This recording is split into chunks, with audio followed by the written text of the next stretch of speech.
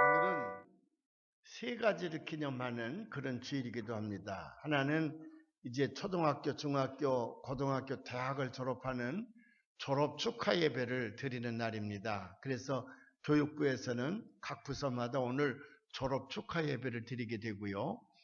또 하나는 이제 졸업을 했으니까 상급학교에 진학을 하지 않습니까?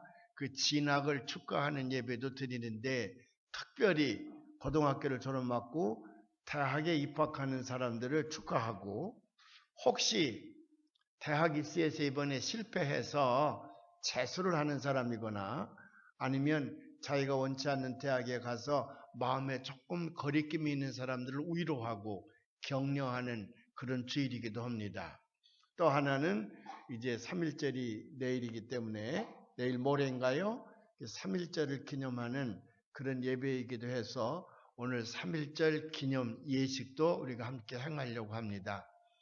이런 세 가지가 겹쳐 있는 오늘 주일인데 어떤 말씀을 전할까 혼자 고민하고 기도하다가, 너무나도 유명한 열매를 맺지 못하는 무화과나무, 더 자세하게 얘기하면 포도밭에 심겨진 열매를 맺지 못하는 무화과나무 비유에 대해서 말씀드리는 것이 가장 적합할 것이라고 생각되어져서 오늘 누가복음 13장에 있는 말씀을 택하게 됐습니다. 포도밭에 심겨진 열매를 맺지 못하는 무화과나무의 비유는 마태, 마가, 누가, 요한복음 가운데 특별히 누가복음에만 기록되어져 있는 특별한 비유이기도 합니다. 그래서 오늘 이 말씀을 통해서 여러분들에게 큰 은혜가 될 줄로 믿습니다. 근데 오늘 이렇게 3.1절 기념 예식이 행해지기 때문에 설교를 길게 하지 못하고 좀 짧게 간단하게 말씀을 드리려고 합니다. 어느 포도밭에 무화과나무를 심었다. 그 얘기는 그 포도밭에는 무화과나무가 심겨질 처지가 아닙니다. 무화과나무는 대개는 길거리나 아니면 야산에서 자연적으로 심겨져서 생성하는 나무가 무화과나무인데, 포도나무밭처럼 정성껏 주인이 파고 가꾸고 거름을 주고 해서 길러내는 그런 중요한 과수원에는 무화과나무가 심겨질 자격이 별로 없습니다. 그럼에도 불구하고 주인이 특별한 은총을 무화과나무에게 베풀어서 그 무화과나무를 포도밭에 심어놨습니다. 포도밭 한 기퉁이에다가 심어놨습니다. 그 까닭은 길거리에 있는 무화과나무보다는 더 많은 아주 튼튼하고 아주 풍성한 열매를 맺고자 하는 주인의 기대감이 있기 때문에 그 무화과나무를 포도밭에 심어놨습니다. 그런데 3년 동안 주인이 와서 무화과나무 열매를 얻고자 했으나 이 무화과나무가 열매를 맺지 못합니다. 화가 난 주인이 3년째 되는 해에 그 과수원 지기에게 명령을 합니다. 내가 3년씩이나 와서 무화과나무 열매를 얻으려고 했으나 저가 열매를 맺지 못하니 찍어버리라. 공연히 땅만 버리겠느냐? 거기다가 포도나무 하나라도 더 심었으면 더 좋은 열매를 맺을 수가 있는데 무화과나무를 심어서 땅만 버리겠느냐? 그렇게 주인이 명령을 하니까 과수원지기가 하는 말이, 한 해만 더 기다려달라. 한 해만 더 기다려주소서. 내가 땅을 파고 거름을 주고 잘 가꾸어서 내년에는 좋은 열매를 맺게 하겠나이다. 그렇게 간청했다는 거거든요. 그 다음 해에 이게 좋은 열매를 맺었는지 안 맺었는지는 성경에 기록되어 있지 않지만 추측컨대 이 과수원지기가 사명을 가지고 잘 가꾸었기 때문에 그 다음 해에는 많은 열매를 맺었을 것입니다. 많은 열매를 맺지 못했으면 이 과수원지기의 말대로 그 다음에는 아마 주인이 그 나무를 찍어버렸을 것인데, 찍어버렸다는 얘기가 없지 않습니까? 그걸로 보면 틀림없이 이 무화과나무는 그 다음 해에 많은 열매를 맺었을 것입니다. 오늘 이 비유를 통해서 우리는 중요한 세 가지 신앙적 교훈을 얻을 수가 있습니다. 첫째는 뭐냐 그러면, 인생은 이 무화과나무처럼 실패할 수 있다는 겁니다.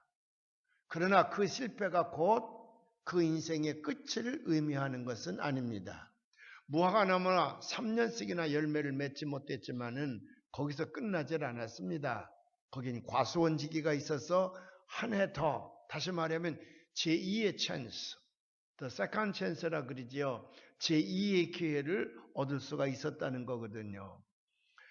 이 세상은, 우리가 사는 이 세상은 불완전한 세상이고 우리도 불완전한 존재이기 때문에 언제나 성공만을 거두며 살아갈 수는 없습니다. 우리는 때때로 실패할 때가 많이 있습니다. 그러나 그 실패가 우리의 인생을 끝내게 하는 것은 아닙니다. 우리 인생의 종착역은 결코 아닙니다. 그 실패는 하나의 과정일 뿐이지 우리는 그 실패를 통해서 또 다른 기회를 얻을 수가 있음을 잊어서는 안 되겠습니다. 실패한다고 해서 내 인생이 무너지는 것도 아닙니다. 내가 한두 번 실패했다고 해서 내가 절망하고 좌절하고 내가 스스로 내 인생을 무너뜨린다 그러면 좋아할 자는 딱 하나가 있습니다. 그게 누구냐면 사탄마귀예요. 사탄마귀는 우리가 그렇게 해서 무너지는 것을 좋아하고 기대하는 악령이거든요. 그러나 하나님은 우리가 한두 번 실패했다고 해서 결코 우리를 무너뜨리고자 하시는 분이 아닙니다. 오히려 하나님은 우리가 그렇게 한두 번 실패했을 때에 그 실패를 축복의 기회로 바꾸어 살게 될 때에 하나님은 몹시 기뻐하시고 더 좋은 축복을 우리에게 허락해 주시는 줄로 믿습니다.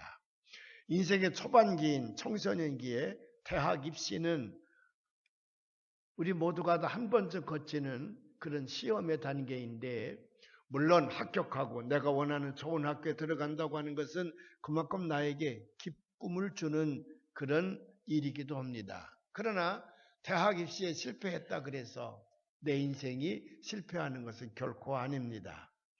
어떤 신문에 보니까 어떤 학교가 입시철에 학생들에게 구호를 외치게 했는데 그 구호가 굉장히 재미있어요. 합격하면 은혜요.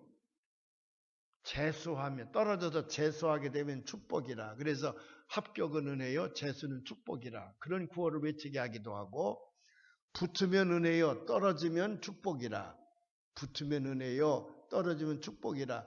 그런 구호를 외치기도 한다는 그 신문 기사를 제가 읽었습니다. 아마 멋진 지혜로운 선생님에 의해서 이 구호가 나왔을 것입니다. 초등학교 때부터 시작해서 쭉 합격만 해가면 좋지요. 더군다나 우리나라는 입시 위주의 교육을 하고 있기 때문에 그 아까운 청소년기에 배워야 할 것도 많고 경험해야 될 것도 많고 돌아봐야 될 것도 많이 있는데 오직 대학 입시에다만 초점을 맞추고 거기에 올인을 하니까 우리 청소년들이 많은 것을 보거나 경험하지 못하고 자라게 돼서 얼마나 안타까운지 몰라요. 그 좋은 시기에 돌아봐야 될 것도 많고 배워야 될 것도 많은데 그냥 오직 입시에만 올인을 하니까 배워야 될 것들이 많이 상락되어지는 것을 보면 마음이 아픕니다.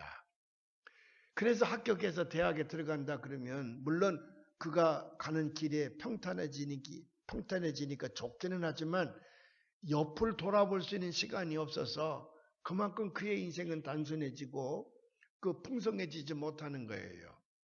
그러나 대학에 떨어져서 재수를 한다든지 그러면 강요된 기회가 내게 와지게 됩니다. 지금까지 내가 가고자 하는 길에서 좀 벗어나서 다른 길을 찾을 수 있는 그런 기회를 얻게 되거든요. 그러니까 그는 축복인 거예요. 축복인 거예요. 명문대학을 나왔다고 해서 인생이 행복하거나 성공하는 것은 아닙니다. 물론 그런 기회는 더 많이 주어지겠지만은 그게 다가 아니라는 거지요. 오히려 실패도 해보고 떨어지기도 해보고 재수도 해봐야 인생의 맛을 알게 됩니다. 그래서 어떤 사람이 얘기했잖아요. 눈물 젖은 빵을 먹어보지 못한 자와는 인생을 논하지 말라. 왜? 그 사람들은 그만큼 좁은 인생을 살아가는 거거든요. 그래서 남을 이해하거나 남을 포용하는 데 굉장히 좁습니다. 지식으로만 판단하려고 하거든요. 그러나 떨어져 보기도 하고 실패해 보기도 하고 넘어져 보기도 한 사람은 아하, 인생길은 이렇게 여러 종류의 삶이 있구나. 그래서 다른 사람을 보다 폭넓게 이해도 하고 관용도 베풀고 포용도 한다는 거거든요.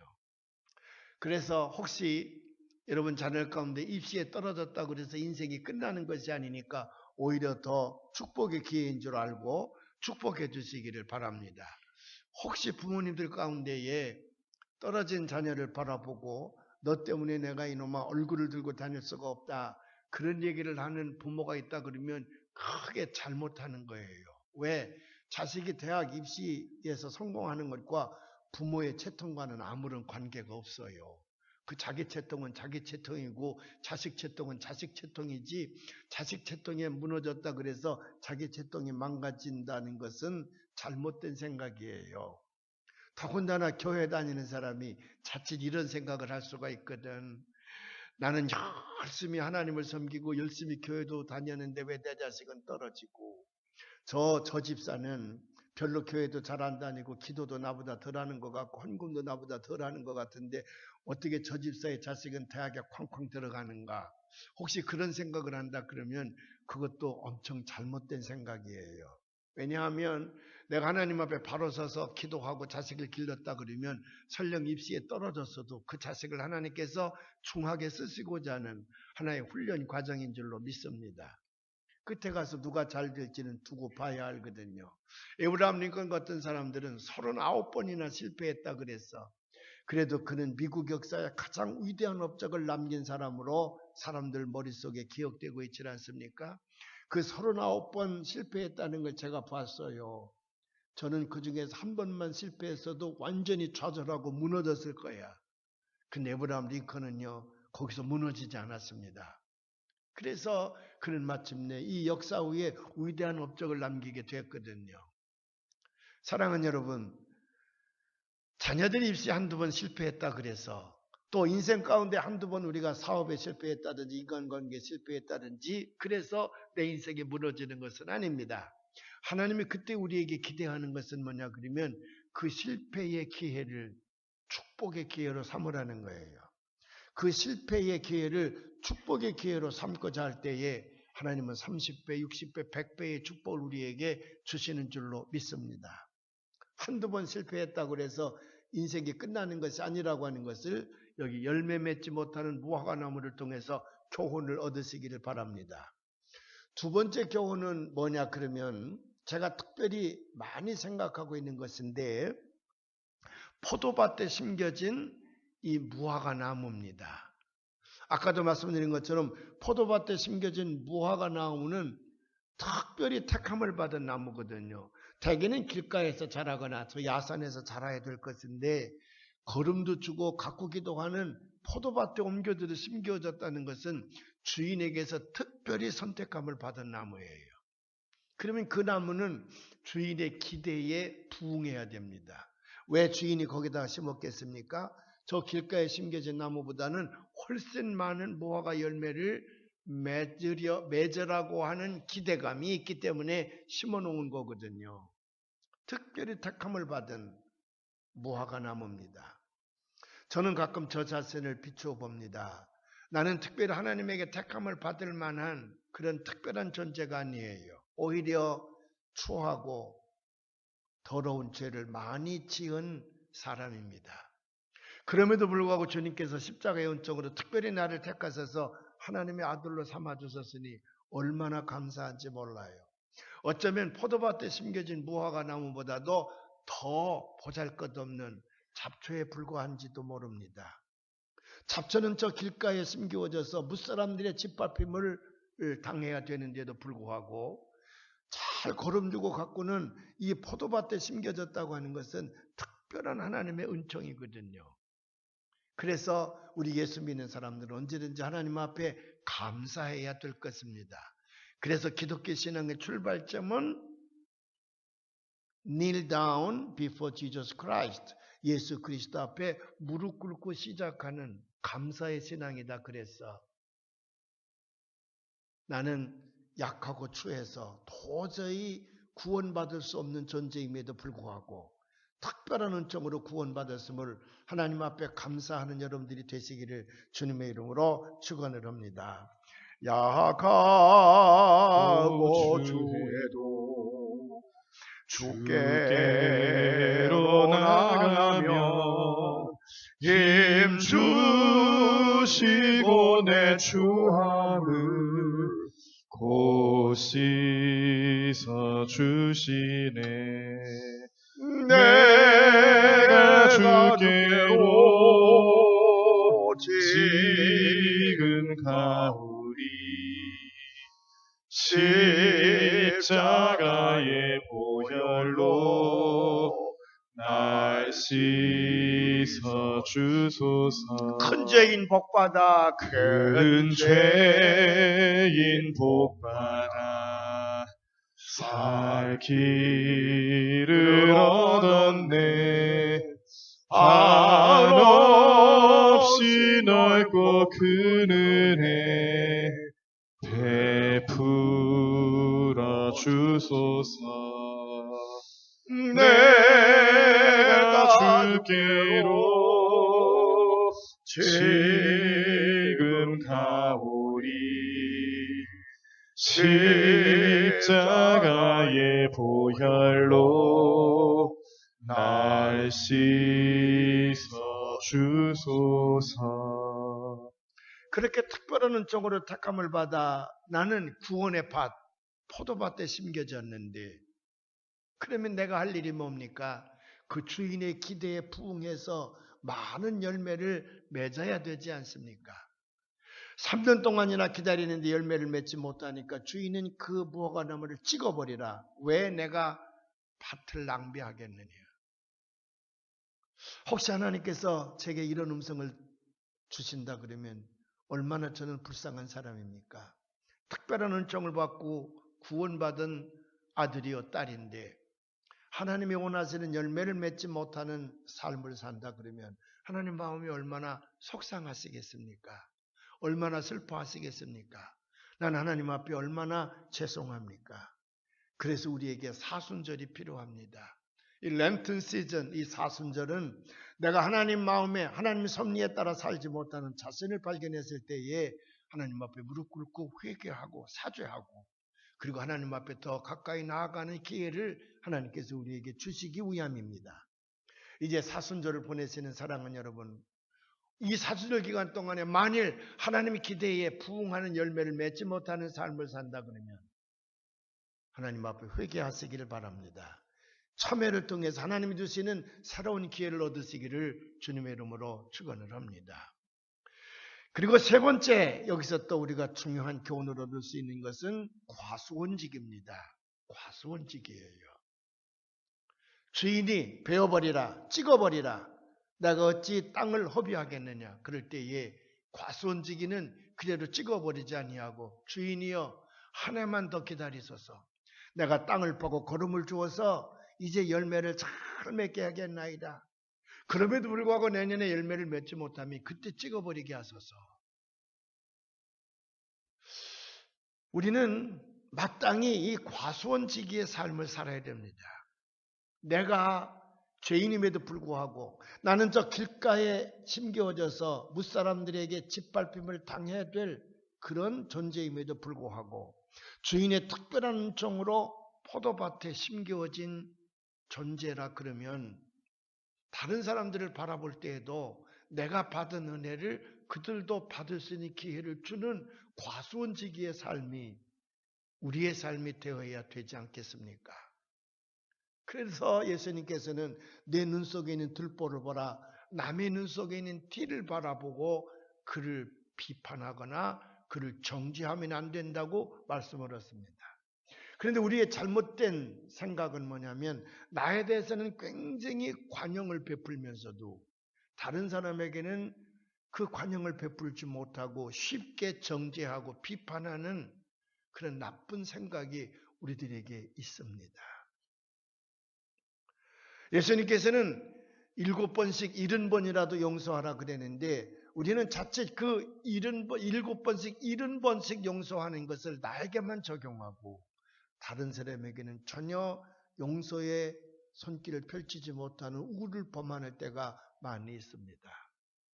그래서 예를 들어서 1,000만 원의 빚을 내가 탕감받았으면서도 주인에게서 내게 10만 원 꿔준 사람을 용서하지 못하는 불행한 자의 비유가 성경에 있지 않습니까?